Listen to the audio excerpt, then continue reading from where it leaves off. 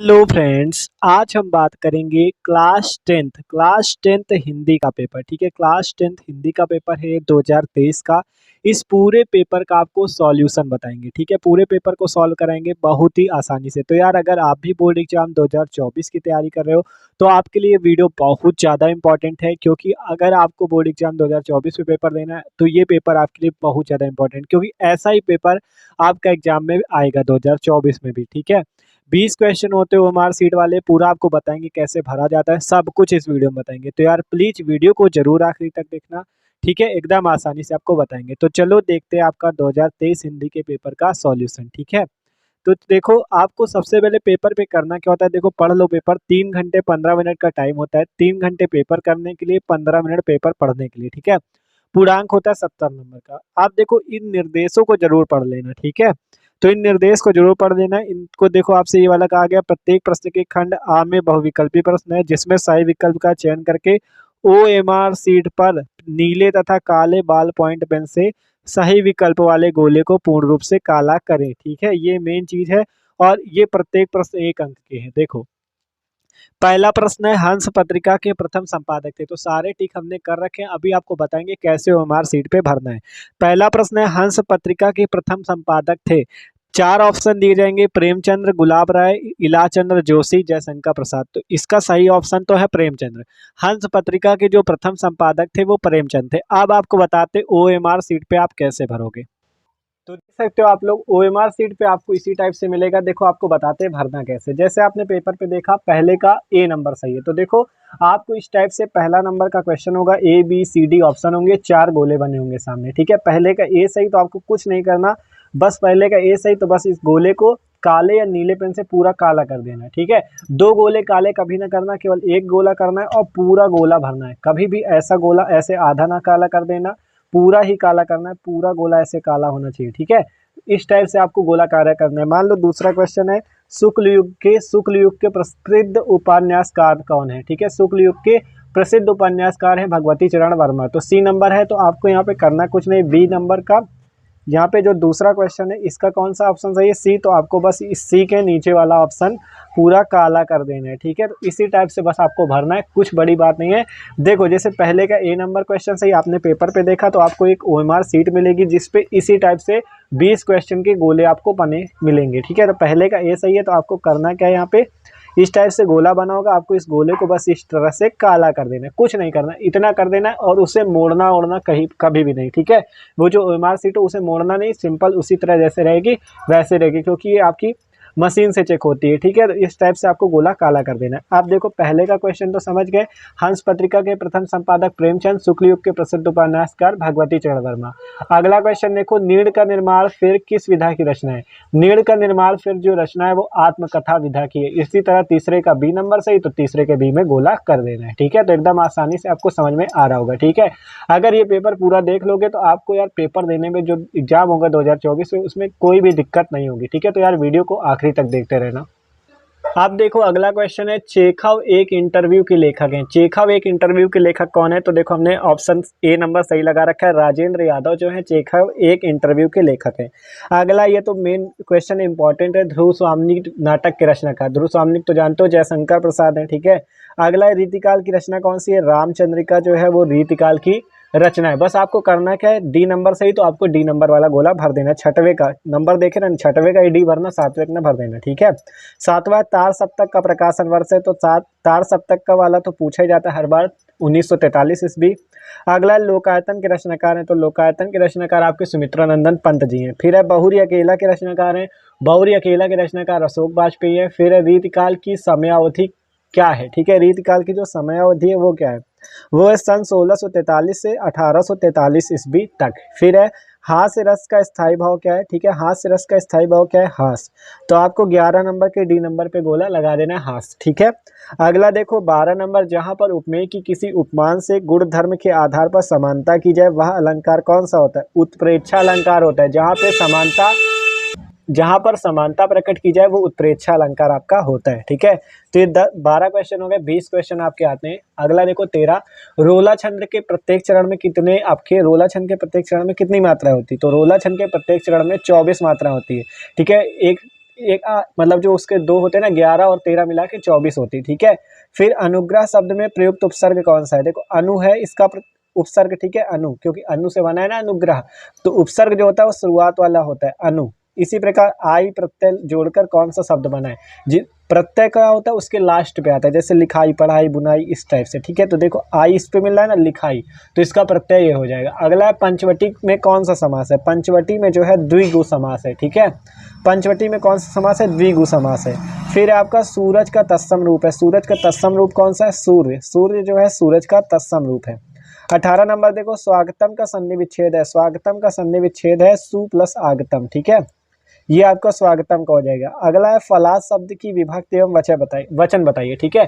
फलास शब्द की विभक्ति एवं वचन, तो पंचमी विभक्ति एक वचन होगी आपकी, इसका डी नंबर क्वेश्चन, ठीक है। 20 का हसति शब्द का पुरुष एवं वचन, तो प्रथम पुरुष एक वचन होगा हसति का, ठीक है। तो आपको कुछ नहीं करना, 20 का सी नंबर पे आपको गोला लगा देना है, बस नंबर देख रहे हैं ना, 19 में लगा रहे हो कि 20 पे, ठीक है। तो इस तरह से आपको भैया OMR सीट पे भरना है, पूरा एक एक बता रहे हैं, ठीक है। आगे देखो, आगे पेपर कैसा है आपका। आगे 21 नंबर क्वेश्चन देखो, ये आपका संदर्भ व्याख्या वाला है। कह रहा है देखो, निम्नलिखित गद्यांश पर आधारित दिए गए 3 प्रश्नों के उत्तर दीजिए, ठीक है। मतलब इन तीनों क्वेश्चन के उत्तर देने, चाहे ऊपर वाला गद्यांश कर लो या नीचे वाला गद्यांश कर लो। देखो अथवा लगा है ना, चाहे ऊपर वाला गद्यांश कर लो या नीचे वाला।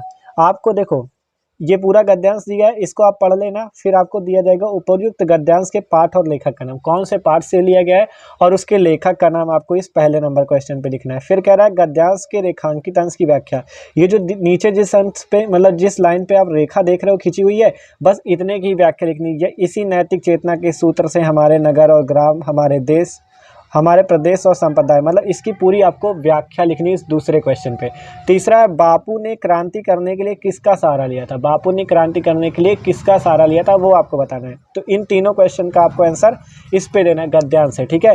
चाहे ऊपर वाला गद्यांश आता हो ऊपर वाला कर लो, नहीं नीचे वाला कर लो। मैं ब्राह्मणी हूँ, मुझे तो अपने धर्म अतिथि देव की उपासना का पालन करना चाहिए, ठीक है, ये वाला कर सकते हो। इस पे भी आपको 3 क्वेश्चन दिए गए, उपयुक्त गद्यांश के पाठ और लेखक का नाम, गद्यांश के रेखांकित अंश की व्याख्या, ये सब, ठीक है। तो 6 नंबर का क्वेश्चन है ये आपका, ठीक है, एकदम आसानी से कर लेना, बस इसी को पढ़ना है आपको, पाठ और लेखक का नाम, ये जो रेखा खींची हुई इसकी व्याख्या, और फिर ये जो तीसरा क्वेश्चन इसी से पूछ रहा है आपको, इसको पढ़ोगे तो आपको खुद ये समझ में आ जाएगा, ठीक है। तो 21 नंबर क्वेश्चन हो गया। आप 22 देखो, 22 पे क्या कह रहा है आपका, देखो 22 पे आपसे कह रहा है निम्नलिखित पद्यांश पर आधारित दिए गए 3 प्रश्नों के उत्तर, ठीक है। तो आपको इसको भी पूरा पढ़ना है। देखो सहे वार पर वार अंत तक लड़ी वीर बाला सी, आहुति सी गिर चढ़ी चिता पर चमक उठी ज्वाला सी। मतलब आपको देखो इस पे भी पद्यांश का संदर्भ लिखना है, मतलब पाठ और लेखक का नाम, रेखांकित अंश की व्याख्या करनी, उपर्युक्त पद्यांश में किसकी वीरता का वर्णन किया गया है। तो इन तीनों क्वेश्चन के आपको उत्तर इसको पढ़कर ही देने हैं, ठीक है। या बीच में अथवा लगा नीचे वाला कर सकते हो, ये वाला तो मोस्ट इंपॉर्टेंट है, पूछा जाता है। मणिमय कनक नंद कयागन बिंब पकड़िबे धावत, कबहु निरखि हरि आप उछाह को कर सो पकड़न चाहत, किला की हंसत राजत दतियाँ पुनि पुनि ती अवगाहत। मतलब कृष्ण जी के बारे में जो कहा जा रहा है, ठीक है।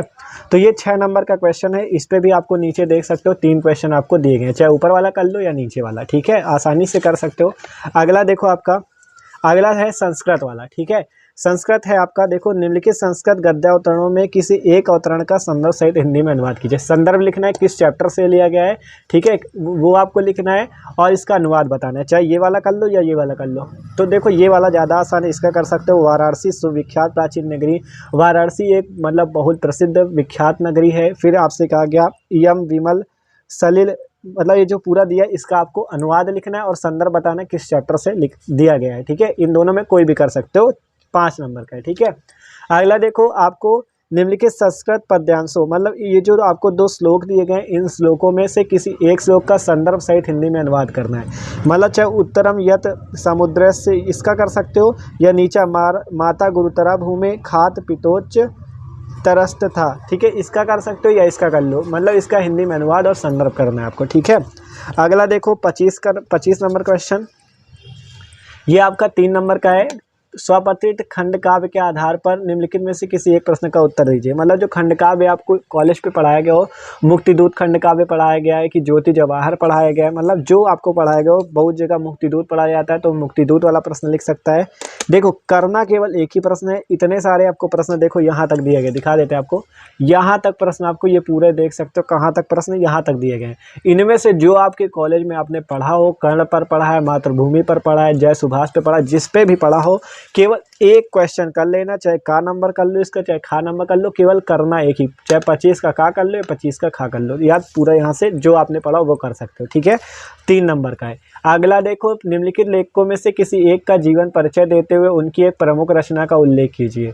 मतलब एक आप में से 5 नंबर मिलेंगे भैया, इसमें से किसी एक लेखक का जीवन परिचय लिखो, उसकी लेखक की रचनाएं लिखो, ठीक है। 5 नंबर का चाहे जयशंकर प्रसाद का लिख दो, भगवत शरण उपाध्याय का, चाहे आचार्य रामचंद्र शुक्ल का। अगला खा नंबर देखो, निम्नलिखित में से कवियों में किसी एक का कवि का जीवन परिचय एवं उनकी रचनाएं लिखिए। तुलसीदास, बिहारी लाल, मैथिली शरण गुप्त। मतलब इनमें से आप किसी का भी कर सकते हो, ठीक है। इन तीनों में चाहे जो कर लो, इन तीनों में चाहे जो कर लो। 5 नंबर का ये, 5 नंबर का ये है, ठीक है। तो इस टाइप से देख सकते हो आपका पेपर है। अगला है आपका, देखो अभी और है, ये पूछा जाता है हर साल, इसको जरूर याद करके जाया करो पेपर में। अपनी कंठस्थ पुस्तक से कंठस्थ कोई एक श्लोक लिखिए। मतलब आपको एक श्लोक याद करना होता है जो इस प्रश्न पत्र में ना आए हो। मतलब इसी प्रश्न पत्र से ये वाला उतार के नहीं लिख देना कि सोचो ये 2 श्लोक आए, इन्हीं को यहाँ पे लिख दे। तो मतलब जो इस पेपर पे ना आया हो वो श्लोक आपको लिखना है। आप घर से याद करके जरूर जाना, क्योंकि ये श्लोक जरूर पूछा जाएगा, ठीक है। अगला है, निम्नलिखित में से किन्हीं 2 प्रश्नों के उत्तर संस्कृत में दीजिए। मतलब ये जो आपको 5 प्रश्न दिख रहे हैं, इनमें से केवल 2 प्रश्नों के उत्तर आपको संस्कृत में दिखने हैं, ठीक है। जैसे चंद्रशेखर स्वनाम किम अकथयत, ठीक है। इनमें से मतलब 2-2 नंबर मिलेंगे आपको, संस्कृत में इसके उत्तर देने, प्रश्न उत्तर है, ठीक है। अगला, निम्नलिखित विषयों में किसी एक विषय पर निबंध लिखिए। निबंध तो पूछा ही जाता है। जीवन में विज्ञान का महत्व, विद्यार्थी और अनुशासन, वनों से लाभ, देश प्रेम, आतंकवाद, कारण एवं निवारण। 9 नंबर का है। निबंध तो पूछा ही जाता है, तो इसको तो जरूर तैयार करके जाना है आपको, ठीक है। तो देख सकते हो भैया, इसी टाइप का आपका पूरा पेपर आएगा, ठीक है। तो आपकी OMR सीट आनी, तो इसलिए आपको घबराना नहीं है, एकदम आसानी से आपको OMR सीट भरना बता दिया। जैसे 4 गोले दिए, तो 4 में से जो ऑप्शन सही हो केवल उसी पे गोला करना है, ठीक है। ऊपर देखे रहना ABCD कौन सा है, ठीक है। इसी टाइप से आपको OMR सीट भी आसानी से भर लेनी। तो यार वीडियो अच्छा लगा हो तो लाइक कर देना, और चैनल पे न हो तो सब्सक्राइब जरूर कर देना, ठीक है। तो okay, thanks for watching this video.